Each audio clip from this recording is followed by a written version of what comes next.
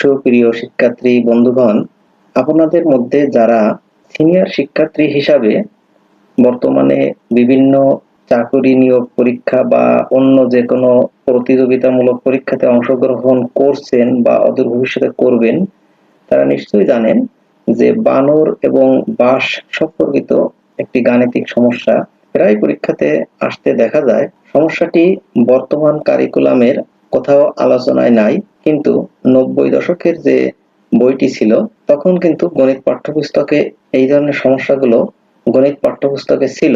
তো যাই হোক, আমরা আজকে এই গুরুত্বপূর্ণ সমস্যাটি নিয়ে আলোচনা করব। কিভাবে এই ধরনের সমস্যা সমাধান করা যায় সেটি বুঝতে গেলে ক্লাসটি শেষ পর্যন্ত দেখতে হবে।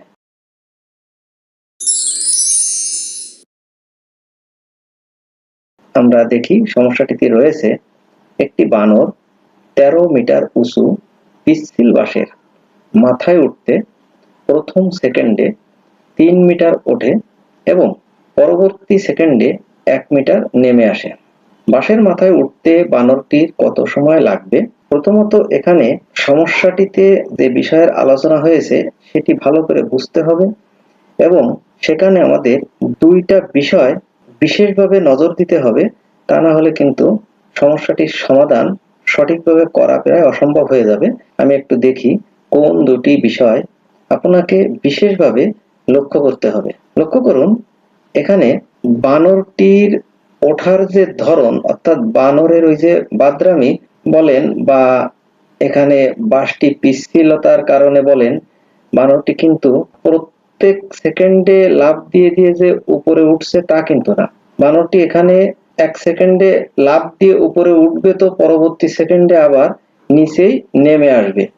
অর্থাৎ এই যে ওঠা এবং নামা, এভাবেই সে কিন্তু বাঁশটির মাথায় যে পৌঁছাবে, তাতে কত সময় লাগবে এটি আমাদের বের করতে হবে। তো কিভাবে সে ওঠানামার মাধ্যমে বাঁশের মাথায় গিয়ে পৌঁছাবে একটু লক্ষ্য করুন। এই যে প্রথম সেকেন্ডে সে লাফ দিয়ে 3 মিটার উপরে উঠলো, পরবর্তী সেকেন্ডে পিচ্ছিলতার কারণে 1 মিটার নেমে আসলো।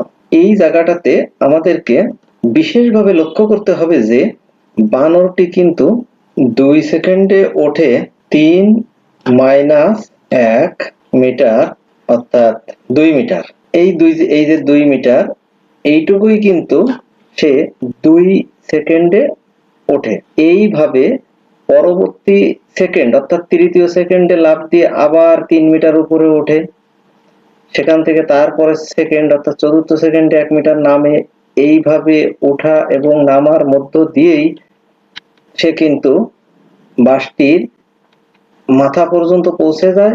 এবং লক্ষ্য করে দেখুন যে মাথায় যখন যে পৌঁছালো, তখন পরবর্তী সেকেন্ড অর্থাৎ যে সেকেন্ডে মাথায় যে পৌঁছালো তার পরবর্তী সেকেন্ডে নিচেই কিন্তু আর নামলো না, অর্থাৎ সেক্ষেত্রে আর পিছলে নিচে পর্যন্ত পিছলে নিচের দিকে আর আসে না। এইটা একটা বিশেষ গুরুত্বপূর্ণ বিষয় এক্ষেত্রে, যে শেষের 3 মিটার উপরে ওঠে কিন্তু নিচে আর নামে না। অর্থাৎ শেষের এই 3 মিটার সে কিন্তু লাফ দিয়ে উঠছে কিন্তু নিচে আর নামেনি বা নামতে হয়নি। তো এই বানরটিকে ওঠা নামার মধ্য দিয়ে কতটুকু উঠতে হলো, সেটা হলো টোটাল দৈর্ঘ্য 13 মিটার, তার থেকে শেষের ওই 3 মিটার বাদ দিতে হবে, দিলে থাকে 10 মিটার। এই 10 মিটার কিন্তু সে ওঠা নামার মাধ্যমে উপরে ওঠে। তো আমরা সমাধানের ক্ষেত্রে এই বিষয়টাকে বিশেষভাবে বিবেচনায় নিয়ে শুরুতে লিখব যে বানরটি শেষের 1 সেকেন্ডে 3 মিটার ওঠে কিন্তু আর নামে না। তাহলে ওঠানামার মাধ্যমে ওঠে হলো 13 মাইনাস 3 মিটার সমান 10 মিটার। আবার প্রথমেই আমরা লক্ষ্য করেছিলাম যে প্রতি 2 সেকেন্ডে ওঠে 3 মাইনাস 1 মিটার অর্থাৎ 2 মিটার, অর্থাৎ 2 সেকেন্ড আমাদেরকে এখানে বিবেচনা করতে হবে। প্রথম 2 সেকেন্ড বা যে কোনো 2 সেকেন্ড আমাদের বিবেচনায় নিতে হবে, কারণ ওই 2 সেকেন্ডের প্রথম সেকেন্ডে 3 মিটার ওঠে, তো পরবর্তী সেকেন্ডে 1 মিটার নামে, তাহলে 2 সেকেন্ডে অ্যাভারেজে উঠলো সে 2 মিটার। এভাবে আমরা যদি হিসাব করি তাহলে লিখতে পারি বানরটি 2 মিটার ওঠে 2 সেকেন্ডে।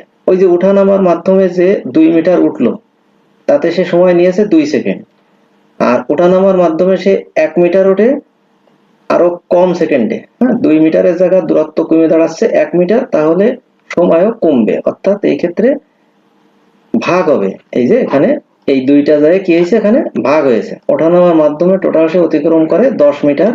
তো সেই 10 মিটারের কথাটা আমরা লিখি যে বানরটি 10 মিটার ওঠে 2 গুণ 10/2 সেকেন্ডে, অর্থাৎ 10 সেকেন্ডে। অর্থাৎ ওঠানামার মাধ্যমে সে যে 10 মিটার উঠলো, সেই 10 মিটার উঠতে তার সময় লাগলো হলো 10 সেকেন্ড। আবার শেষের 3 মিটার আমরা আগেই আলাদা করে রাখছি যে ওই 3 মিটার উঠে কিন্তু আর নামে না, তাতে তার সময় লাগেছে 1 সেকেন্ড। তাহলে ওই 1 সেকেন্ড আর এদিকে ওঠানামার মাধ্যমে উঠতে সময় লাগলো 10 সেকেন্ড। এভাবে সে 13 মিটার দূরত্ব অতিক্রম করলো বাসটির। বানরটির বাসের মাথায় উঠতে সময় লাগে 10 যোগ 1 সেকেন্ড সমান হলো 11 সেকেন্ড। এটাই উত্তর।